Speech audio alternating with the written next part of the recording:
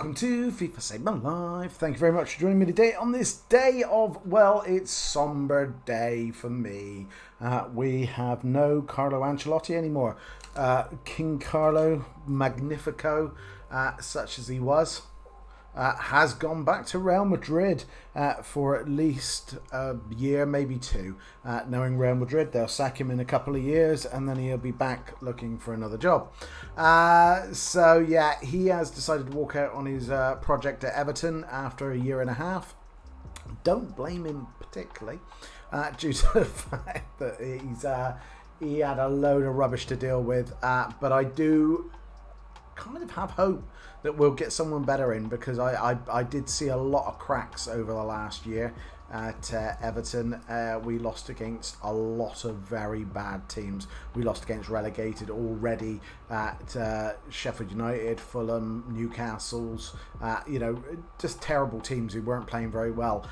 We managed to get them back into form by playing terrible against them. And again, I think that starts with the manager. I think he didn't get them up for it. He didn't get them pumped for the games. And he got them up for the big games. So we beat the Arsenals and the Tottenhams and the Liverpools and Chelseas of this world. But we couldn't beat the small teams or the smaller teams. And again, that then put us in mid-table. It's a 10th, which is not good enough when you spent a decent amount of money in the summer, when you had a decent enough squad to start with, and you could have easily won a few of those games, and that would have actually put us into Europe. So yeah, Carlo kind of threw it away a bit. I'm not blaming him totally. There was a lot to do with the recruitment over the last 4 or 5 years. There's a lot to do with previous managers, but yeah, he has to shoulder some of the blame. I think a lot of the Evertonians were kind of protecting him quite rightly for the last few years, for the last few months. I've actually spoke out against him a few times and sort of said, I think the mask is slipping. I don't think he can take a mid-table team and make them a European force. I think he can take a European team and make him a better European team. I think that's his wheelhouse, if you like. If you look at everything he's ever done, be it Bayern Munich, Real Madrid's, AC Milan's, he's taken very good teams and made them very good teams, rather than taking an average team, which Everton have been for the last few seasons, and making them a great team. He has failed at that miserably. So we need someone else new. I don't know who it's going to be, and that's not what this video is about, but I just wanted to get it out there because I'm an Everton fan, and you guys know I am, so I'm sure I'll get a few comments in there. But yeah, I'm kind of pleased that he's gone. I'm hoping Conte comes in. I don't think we're going to get him, but I would hope Conte would come in, because I think we need to get rid of Deadwood, and he would do that. He would literally get rid of the likes of Sigurdssons and the Holgates and things. He wouldn't put up with it where Carlo has, so I think he would ditch them quite fast and get in better players. But I don't know who we're going to end up with, but that's for another day. What have we got today? Well, we have a lack of content again. Ligue 1 is a little bit like Premiership. It's being forgotten about a bit. EA have kind of forgotten about it. But we do have a Kevin Volland, so we're going to have a look at him. Also, I don't know if you noticed, but it got quite nicely, and I quite like them. I wish my team Cosmos was in there. But they've got an MLS retro kits. So all you have to do is win 3 games wearing the current kit of the MLS team, and then you get a retro kit.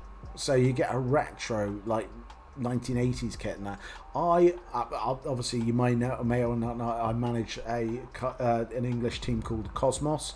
We are actually a sister team of the New York Cosmos.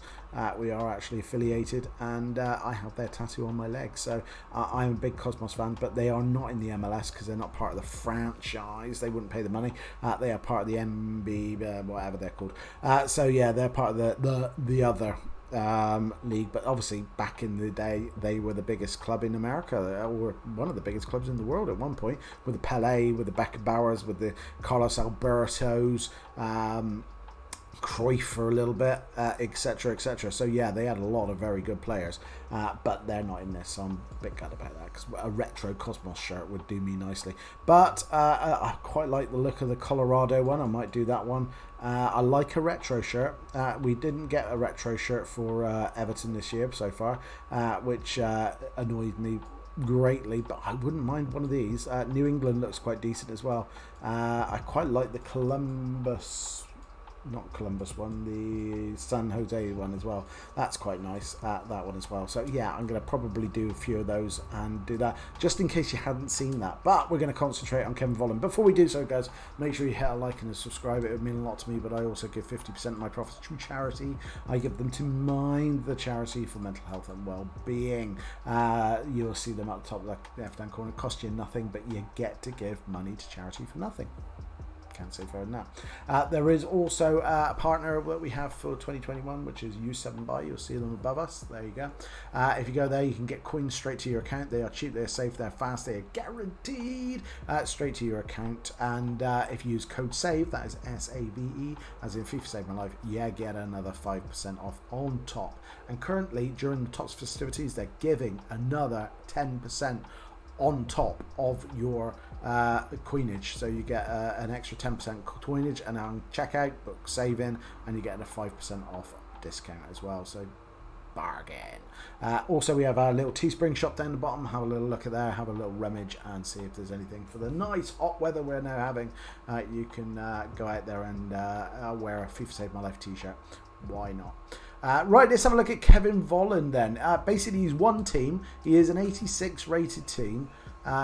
He's only 75 chemistry, one Ligue 1 player in there. And to be fair, that's cheap for a 92 rated. I've had a quick squiz at him, and I really like him, and I'm going to tell you why on this reviewette. And not full review, because I'm not doing him, but a reviewette, if you will. We have 5'10", he's high height, like that, because he will work backwards and forwards, especially if you're using him in the two. He's left-footed, so that's nice as well, because obviously the left-footers have got a beautiful shot, and it'd be nice if you've got a right and left-footer if you're playing two up front. You've got the four-star. Game bare minimum you kind of want at this stage of the game, but that's perfect. It's got brilliant acceleration at 95. That is absolutely wicked, along with 87 sprint speed, so you could add something to that. But the 95 acceleration is more than enough to get him off the blocks. He's got a brilliant attack position at 92, 94 finishing, 97 shot power, 94 long shots, and 93 volleys. Very, very nice. He's got 91 free kick taking as well, with 92 vision. He's got 92 short passing as well, with 90 curve. So again, he's got a little bit of style about him as well when it comes to passing, when it comes to spraying the ball away. He is able to maybe play as a cam as well. He has 84 agility, 93 balance, so you could put something on there, but he is going to be hard to get off the ball, which is really good, because if you partner that with his strength, which is 95, and his aggression 90, that really makes him hard to get off the ball. He's going to be very Wayne Rooney-ish, if you know what I mean. Anybody's had Wayne Rooney, you know he's a bugger to get off the ball, because he's Rotan, he's quite strong, and he's got great balance. Well, this is what that card's telling me he's going to be as well. He's got great reactions at 93, he's got ball control 90 dribbling, and 91 composure. So that 91 composure is a really good thing. He's got 90 heading and 86 jumping, so he will score goals with the head, which is nice. He's got 99 stamina, so again, you can play him as a guy, you can have him playing off almost like that false 9 position, and he would last all game, not a problem at all. We've got strength of 95 and aggression, like I said, of 90. He does have solid player and leadership as well. Guys, I really like him. He's not going to be expensive. He's an 86 rated team. He's going to be, what, 150, something like that? Maybe 150 grand? I think for 150 grand, for a 92 rated Ligue 1 player who's German, there are plenty of links there, plenty of easy links. If you've packed any Ligue 1s, I haven't.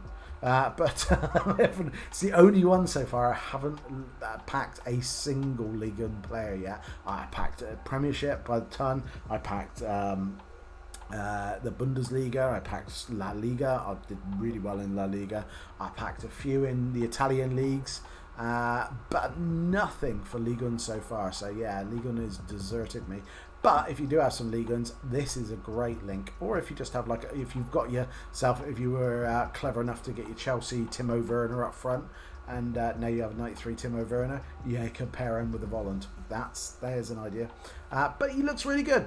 So there you go, guys. That is my thoughts on the matter. I would say definitely if you can get him in your team and he fits in your team, he's got some really good stats that mean he's going to be a great player in game.